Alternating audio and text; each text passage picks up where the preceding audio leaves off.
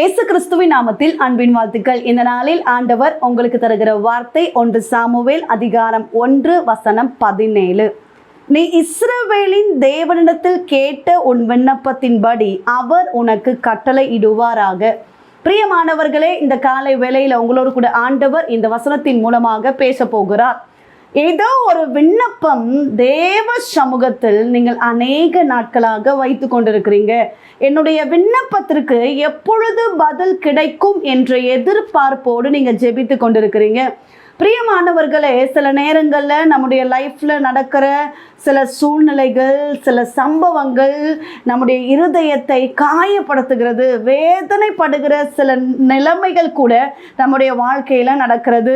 எவ்வளோ பெரிய பிரச்சனையாக இருந்தாலும் அதை மனிதனிடம் போய் சொன்னால் அதில் ஒரு பிரயோஜனமும் கிடையாது. எவ்வளோ க்ளோஸ் ஃப்ரெண்டாக இருக்கலாம், எப்பேற்பட்ட பெரிய நபர்களாக இருக்கலாம், உங்கள் பிரச்சனைகளை நீங்கள் அவங்கக்கிட்ட போய் சொல்லும்போது அந்த டைம் ஒரு ரிலாக்ஸாக இருந்த மாதிரி இருக்கும். ஆனால் அதற்கப்புறமாக அதில் ஒரு சொல்யூஷனும் கிடைக்காது. பிரியமானவர்களே, ஆனால் தேவ சமூகத்தில் நம்முடைய பாரங்களை, நம்முடைய கவலைகளை, நம்முடைய மன வேதனைகளை இறக்கி வைக்கும்போது நிச்சயமாக அந்த காரியத்துக்கு கர்த்தர் அற்புதத்தை செய்வார்.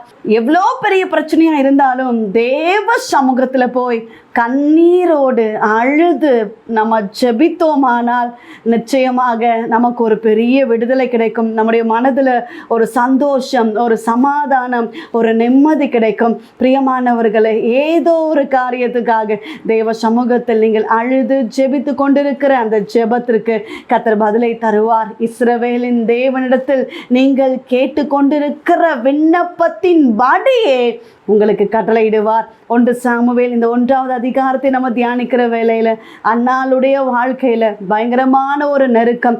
தேவ சமூகத்தில் அன்னாள் ஜெபிக்க ஆரம்பிக்கிறாங்க.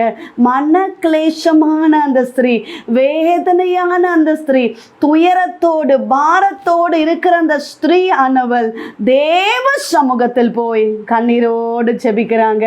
பிரியமானவர்களே, தேவ சமூகத்தில் ஜெபித்த அன்னாள் அதற்கப்புறமாக துக்கமுகமாக இருக்கவில்லையா? அந்த பிரசனத்துக்குள்ளாக, அவருடைய சமூகத்துக்குள்ளாக வந்து ஜெபித்த பிறகு அவங்களுக்கு கிடைத்தது முதலாவது சமாதானம், ஒரு சந்தோஷம், ஒரு இளைப்பாறுதல்.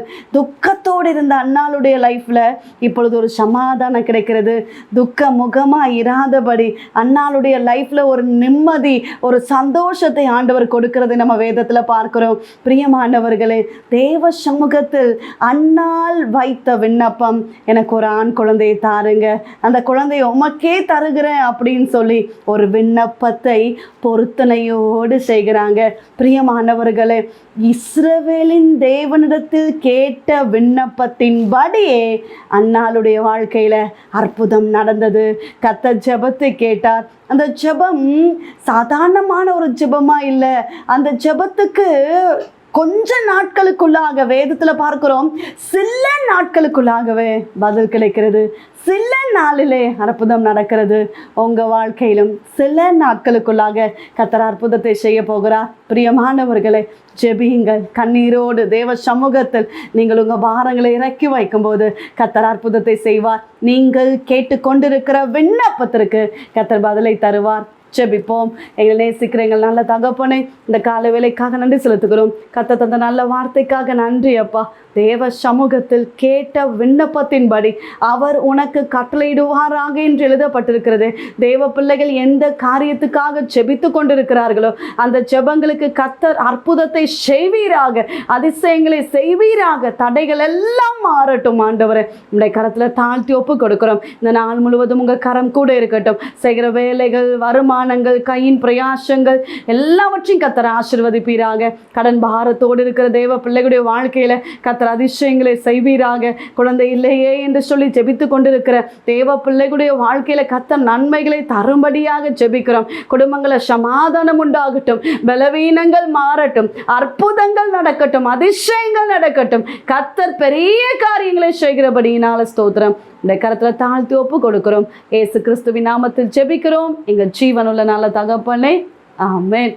பிரியமானவர்களே, கர்த்தர் உங்களோடு பேசியிருக்கிறார். நீங்கள் கேட்ட விண்ணப்பத்தின்படி கர்த்தர் உங்களுக்கு தருவார். உங்களுக்காக, உங்களுடைய ஜெப விண்ணப்பங்களுக்காக நாங்கள் ஜெபிக்கிறோம். நீங்களும் எங்களுக்காக, எங்களுடைய ஊழியங்களுக்காக ஜெபித்துக் கொள்ளுங்கள். டிவோஷன் மூலமாய் உங்களோட ஆண்டவர் பேசுகிறதை எங்களோட பகிர்ந்து கொள்ளுங்கள். இந்த வார்த்தை அநேகருக்கு பிரயோஜனமாக இருக்கும் என்றால் அநேகருக்கு ஷேர் பண்ணுங்க. God bless you.